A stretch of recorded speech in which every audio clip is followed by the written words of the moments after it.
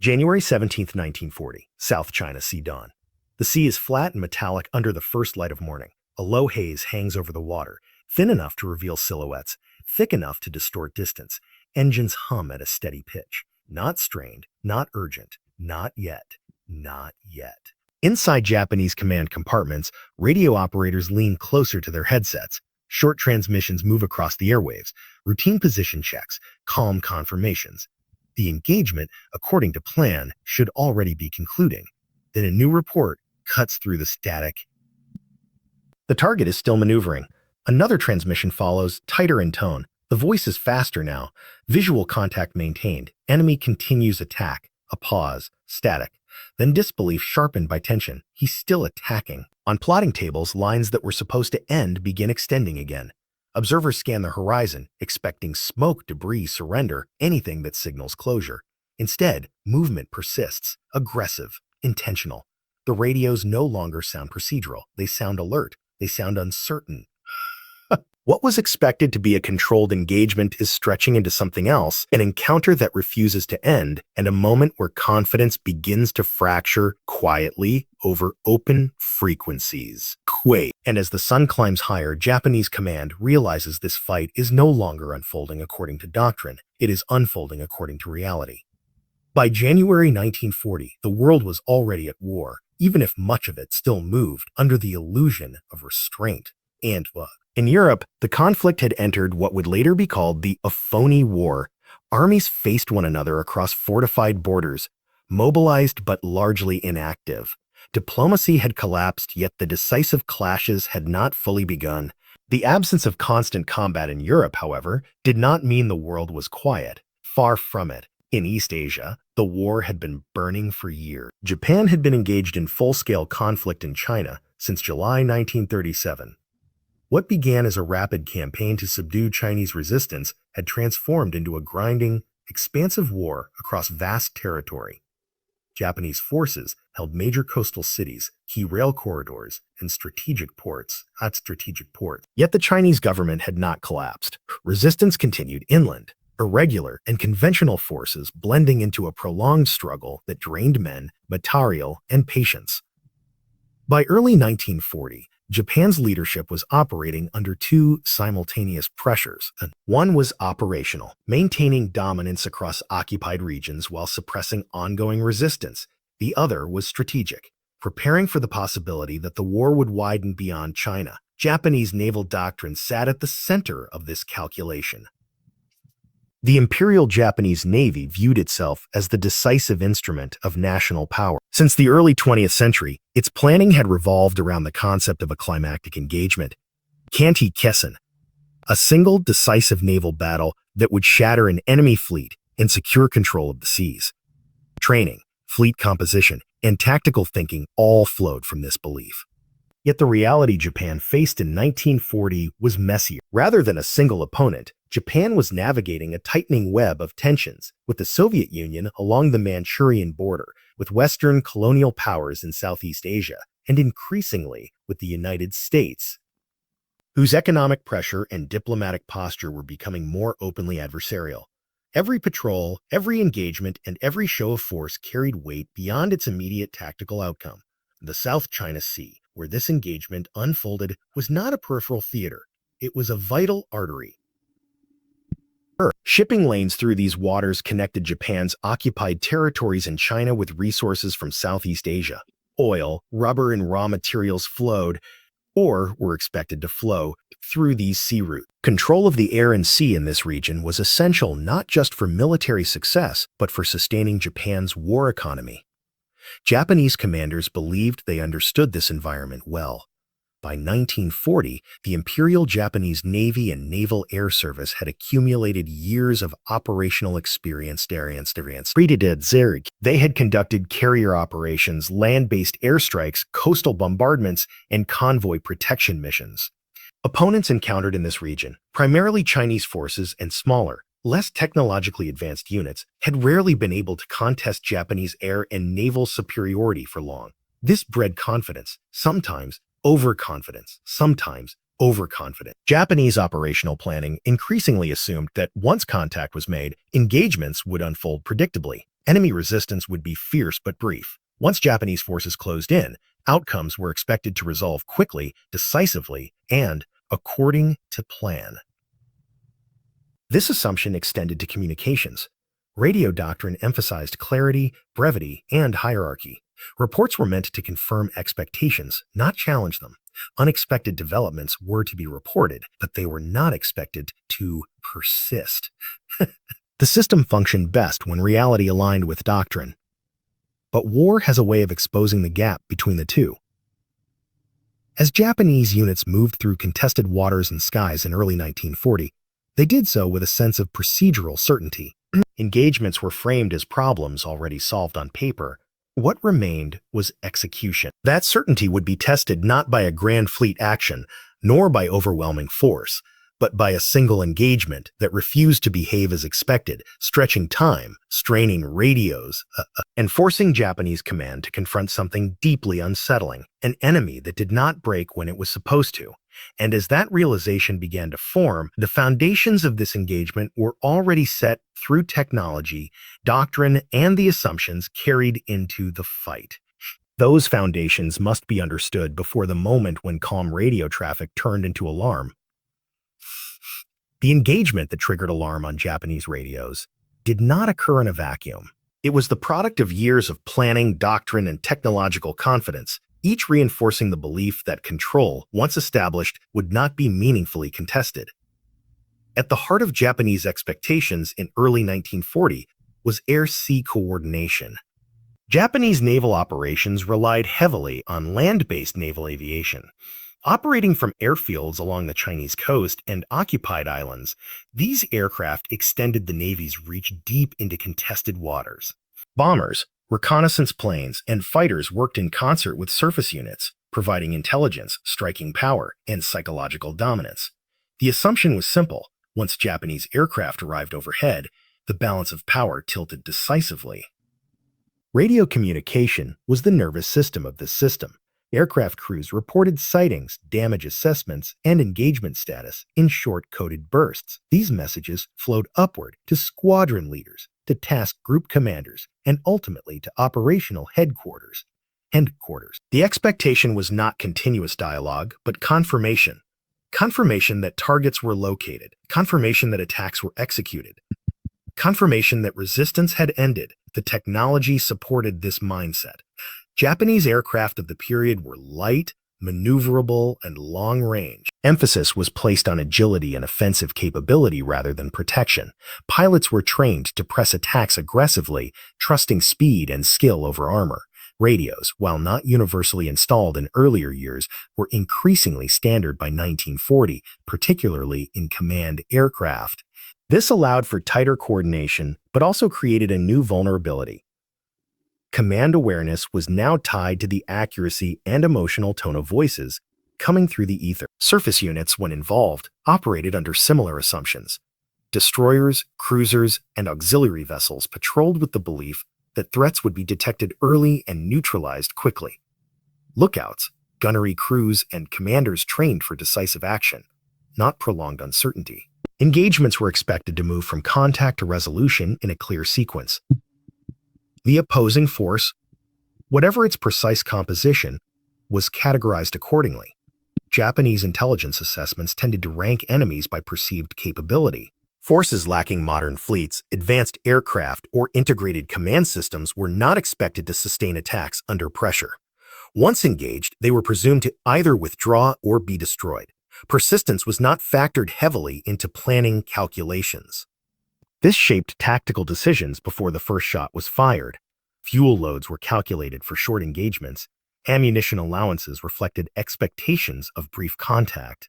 Pilots and commanders alike carried mental timelines, minutes, not hours. Once those timelines passed, something was assumed to have gone wrong, but wrong in the sense of delay, not danger. Yet warfare rarely respects assumptions. By early 1940, subtle cracks were already forming in Japanese confidence. Encounters with Soviet forces at Kholkhin Gol the previous year had demonstrated that aggressive doctrine did not guarantee success against determined opposition. Losses suffered there had shaken some officers, even if official narratives emphasized resilience and lessons learned. Still, those lessons had not fully permeated operational thinking elsewhere. In the South China Sea and surrounding regions, Japanese forces continued to operate with a sense of procedural dominance. Encounters were framed as exercises in execution, not contests of endurance. Enemy reactions were anticipated, categorized, and filed away before contact even occurred. This is what made the radio transmissions so unsettling. When reports began to indicate continued enemy action, continued maneuvering, continued attack, it was not merely unexpected. It was doctrinally disruptive. The system was not designed for an opponent who refused to conform to the script. Radio operators hesitated before relaying messages that did not fit expected patterns. Commanders paused, rechecked assumptions, and sought confirmation. Was the enemy damaged? The enemy. Was the report accurate? Was the engagement truly ongoing? Each question cost time, and as time stretched, the engagement took on a new character, not as a clash of overwhelming force, but as a test of adaptability, nerve, and perception. Understanding this tension between expectation and unfolding reality is essential because it framed how Japanese command interpreted every word crackling through the radios as the engagement intensified. It also sets the stage for the different ways this moment can be examined, not just tactically, but humanly, technologically, and psychologically. Those perspectives now come into focus. The human angle begins with strain. Combat in doctrine is a sequence. In reality, it is a condition. For Japanese crews involved in this engagement, the first signs of stress did not come from incoming fire, but from duration. Minutes stretched beyond expectation.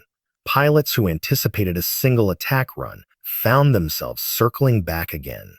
Lookouts who expected to confirm destruction instead reported movement. Each additional moment demanded focus, fuel, and emotional control. Radio operators were the first to feel the weight of this shift.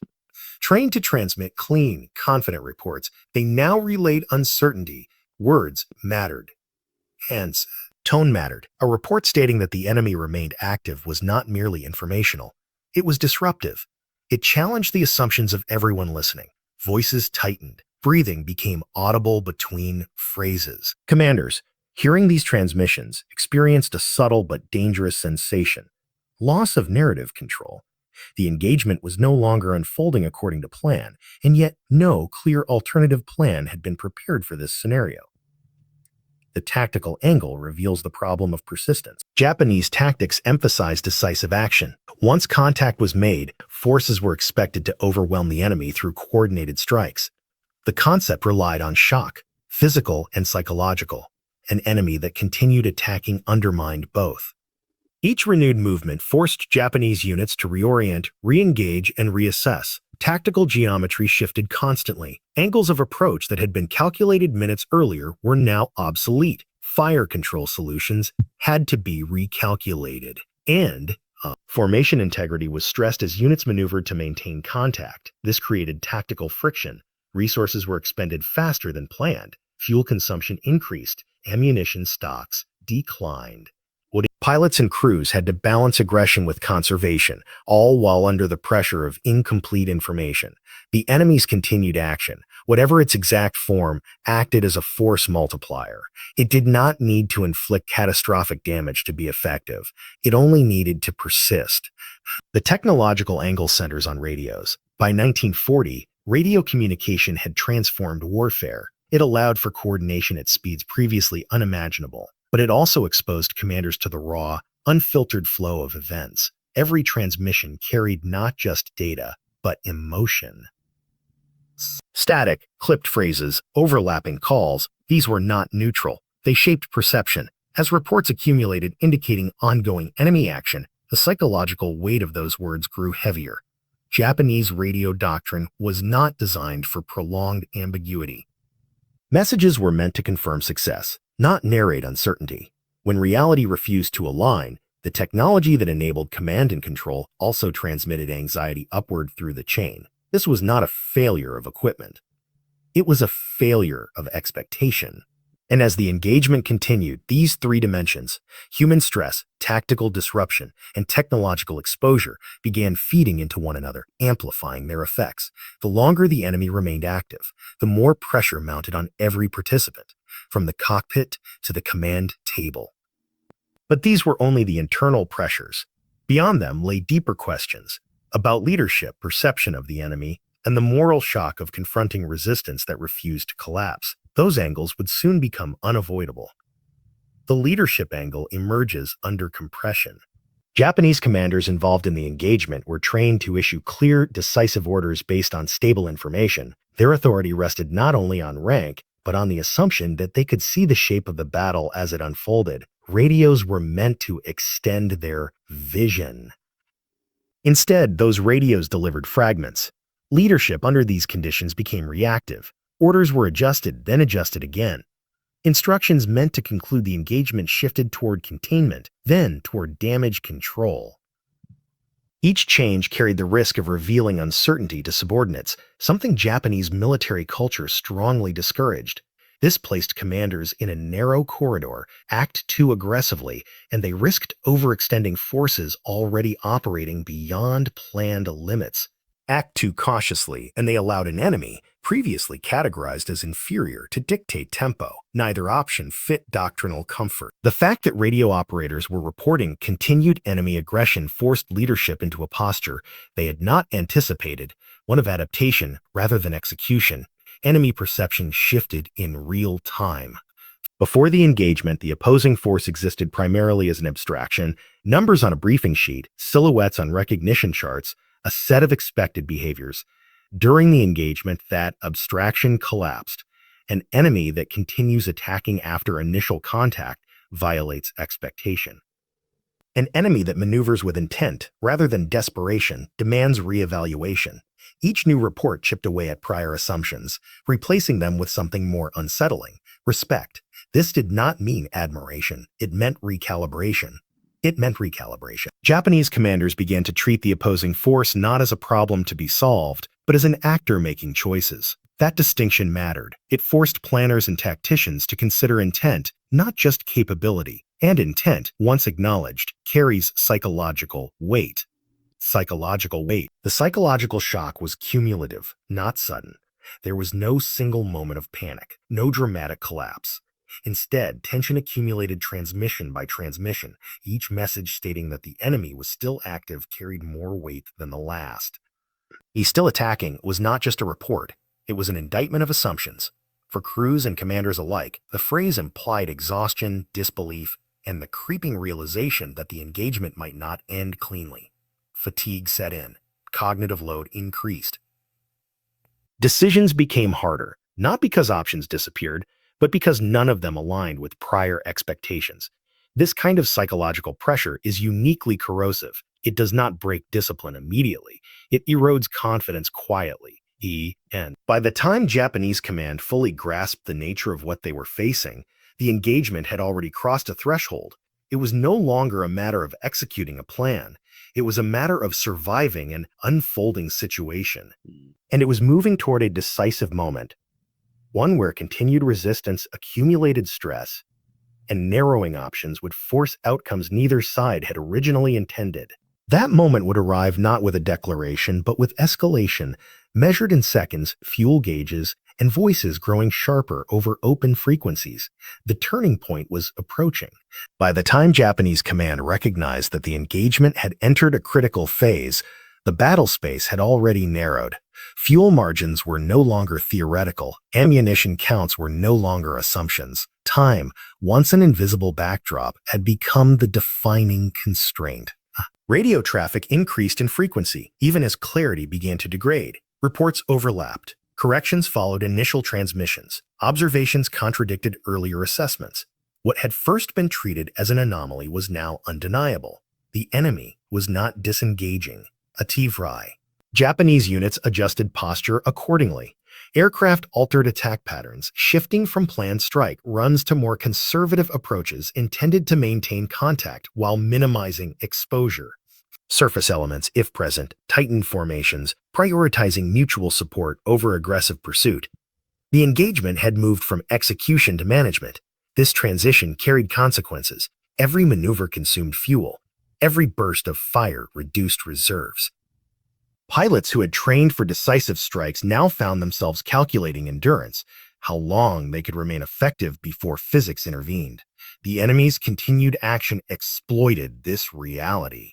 By remaining active, by refusing to collapse or retreat, the opposing force forced Japanese units to stay committed. Even without inflicting catastrophic damage, this persistence extracted a price. It extended the engagement beyond its planned envelope, increasing the likelihood of error, fatigue, and miscalculation. Japanese command, listening to this unfold in real time, faced a narrowing set of options. Breaking contact risked allowing an enemy victory of perception in an unacceptable outcome. Pressing the attack risked overextension. The radios reflected this tension. Orders became more specific, more urgent, but also more cautious. Then came the reports that shifted the tone again. Indications of damage, partial, unclear, but significant enough to matter. A unit reporting difficulty maintaining position. Another reporting reduced effectiveness. Each message added weight to the decision-making process. The phrase is still attacking now carried an added implication. The enemy was attacking despite pressure. This challenged a core belief. Japanese doctrine assumed that sustained pressure would break resistance. Here, pressure was being absorbed and returned, not symmetrically perhaps, but sufficiently to disrupt control. As the engagement intensified, coordination became harder. Situational awareness fractured. Individual units fought their own localized battles, connected by radio, but separated by perspective. Commanders attempted to impose coherence, redirecting assets, reprioritizing targets, adjusting objectives, but each intervention arrived slightly late, shaped by information already outdated. Information already outdated. The climax was not yet a single moment. It was a convergence. Fuel gauges approached limits, ammunition dwindled, fatigue dulled reaction times, and over the radios, the reports no longer questioned whether the enemy was still active. That was now assumed. The question had become something else entirely. How long could this continue? That question would be answered not in theory, but in the next phase of the engagement, when endurance, damage, and decision converged into an irreversible outcome. The engagement reached its decisive phase not with a sudden explosion of violence, but with exhaustion pressing in from every direction. Japanese units were now operating beyond the margins originally calculated. Fuel reserves dictated maneuver. Ammunition dictated aggression. The freedom to choose how to fight had narrowed to the necessity of choosing whether to remain engaged at all. Radio transmissions reflected this shift. Reports became shorter, less descriptive, focused on essentials, positions, status, capability, The enemy, still active, still maneuvering, still attacking, forced a final reckoning. Continued resistance was no longer just inconvenient, it was dangerous. Every additional minute increased the risk of loss through mechanical failure, misjudgment, or simple depletion. Commanders made decisions under imperfect information. Orders were issued to concentrate force to conclude the engagement decisively before constraints closed the window entirely. Remaining assets were directed toward finishing the fight, not with elegance, but with urgency.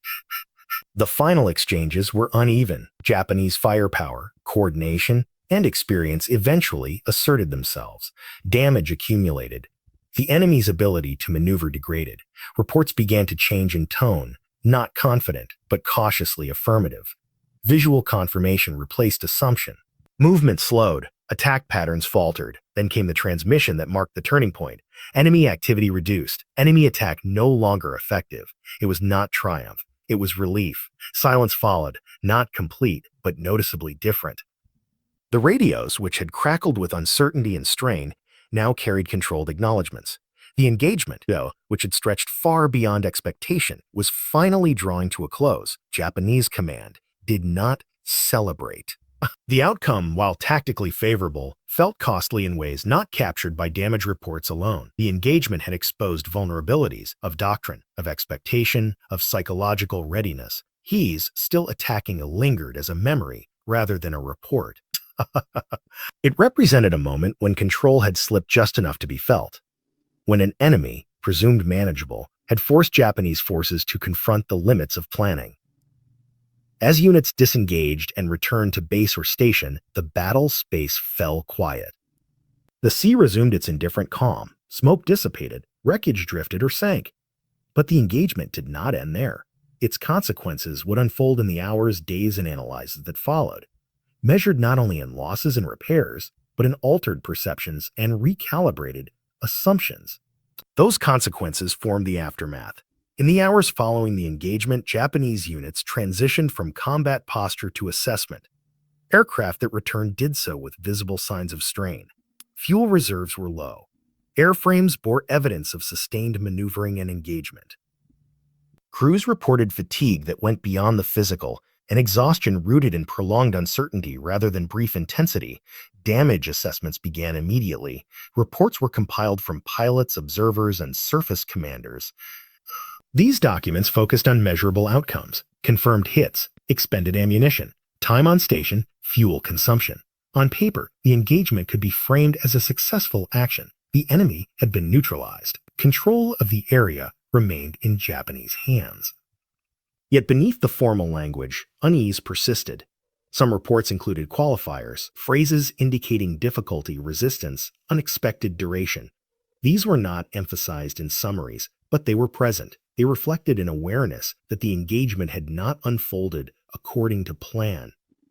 Enemy losses, where verifiable, were noted. Damage inflicted was recorded with caution, often requiring cross-confirmation. The lack of immediate, unequivocal destruction complicated claims of decisiveness. For a force accustomed to clear outcomes, this ambiguity was unsettling. Crew debriefings added another layer. Pilots and operators described an opponent who remained active under pressure, an enemy who continued maneuvering when expected to disengage. These accounts were factual, restrained, and consistent. There was no exaggeration, only repetition. Repetition itself became evidence. Japanese command did not treat the engagement as a failure. Officially, it was categorized as a completed operation with acceptable expenditure, but privately, questions circulated. Not loudly, not formally, quietly, among officers reviewing timelines and listening to recorded transmissions. The radios were replayed. Operators listened again to the moment when reports shifted from confirmation to concern. The phrasing, the pauses, the change in tone. These were analyzed not as emotional artifacts, but as indicators of systemic stress. This was the immediate aftermath, not shock, but contemplation. The engagement had not resulted in catastrophic loss, but it had consumed more resources than expected. It had demanded more attention. It had lingered in memory longer than routine actions did. And most importantly, it had disrupted a sense of predictability. Japanese forces prided themselves on mastery of tempo, on the belief that they could determine when engagements began and ended. This incident suggested that, under certain conditions, the enemy could influence that timeline. As repairs were made, fuel replenished, and units returned to readiness, the operational machine resumed its rhythm. Orders were issued. Patrols continued. The war did not pause. Ali did not pause. But within that continuity, a subtle shift had occurred. The engagement became a reference point, not publicly, but internally. A case where expectations had failed to align with reality. A reminder that persistence itself could be a weapon. The broader consequences of this realization would not be immediate. They would unfold over time through adjustments, reinterpretations, and changes in how similar situations were approached. Those longer-term effects define the second phase of the aftermath. As the immediate reports were filed and the engagement receded into the flow of ongoing operations, its deeper impact began to surface, not in official communiques, but in how future actions were planned and interpreted. Japanese operational doctrine did not change overnight. It rarely did, but this engagement introduced friction into certainty. Planners reviewing subsequent missions adjusted margins subtly. Fuel calculations became more conservative. Contingency planning expanded. Engagement timelines, once treated as near certainties, were now framed with conditional language. These were small changes, almost invisible on paper, yet they reflected a recognition that resistance could endure longer than anticipated. Radio procedures were also scrutinized. The engagement highlighted how information flow could amplify uncertainty as easily as it could resolve it. Commanders began emphasizing clearer reporting standards for prolonged contact. What constituted enemy still active? What thresholds triggered escalation? And how uncertainty should be communicated without eroding confidence. This was not about censorship. It was about control. Psychologically, the impact ran deeper. Japanese military culture placed enormous value on decisiveness and momentum. Encounters that dragged on challenged that self-image. This engagement became an example, unspoken but understood, of how even a technically superior force could be drawn into a contest of endurance. Enemy perception shifted accordingly. Opposing forces operating in contested regions were no longer universally assumed to collapse under pressure. Intelligence assessments began to account more seriously for determination, improvisation, and localized leadership. Capability was still measured in hardware and numbers, but intent gained weight. For Japanese commanders who had listened to the radios that day, they remembered the moment when reports no longer aligned with expectation, when the phrase "is still attacking" stopped being surprising and became concerning. When the engagement's duration itself became a threat, this kind of memory shapes behavior. In later operations, some commanders pressed harder, seeking to avoid drawn-out engagements altogether. Others exercised greater caution, disengaging earlier when resistance proved stubborn. Both responses reflected lessons drawn from the same experience. At a strategic level, the engagement reinforced a growing awareness within Japanese leadership.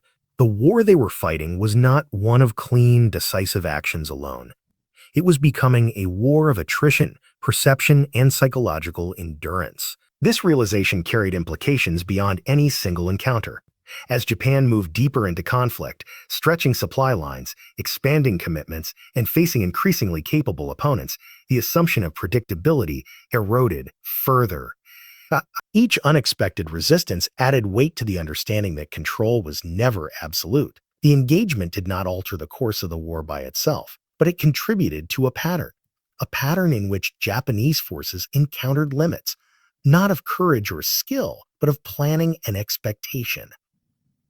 A pattern in which technology enabled awareness but also exposed vulnerability. A pattern in which persistence, even without decisive power, could shape outcomes. By the time this incident faded from active discussion, its influence had already been absorbed into the institutional memory of those who experienced it. And with that absorption came a quiet, enduring question, one that extended beyond this engagement into the broader arc of the war. What happens when an enemy refuses to end the fight on your terms? That question leads not to statistics or timelines, but to reflection. War is often described through moments of overwhelming force, through breakthroughs, collapses, and decisive blows. But history is also shaped by smaller fractures, instances where expectation fails and certainty gives way to doubt. This engagement was one of those moments, Hatu's moment. On paper, it ended as many others did. An opponent neutralized, control maintained, operations resumed. No maps were redrawn, no campaigns halted. Yet within the static of Japanese radios, something lasting had occurred. A force that was expected to yield did not. An engagement that was meant to conclude did not.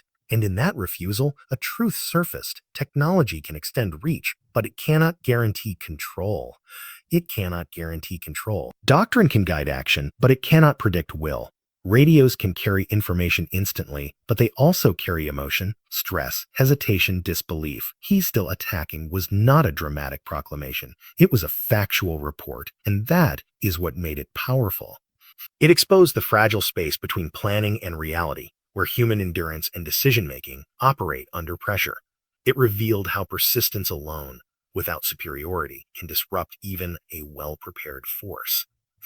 And it reminded commanders that war is not simply about defeating an enemy, but about managing uncertainty as it unfolds. For the Japanese forces involved, this moment did not signal defeat, but it did signal limitation. As the war expanded and intensified, such moments would become more frequent.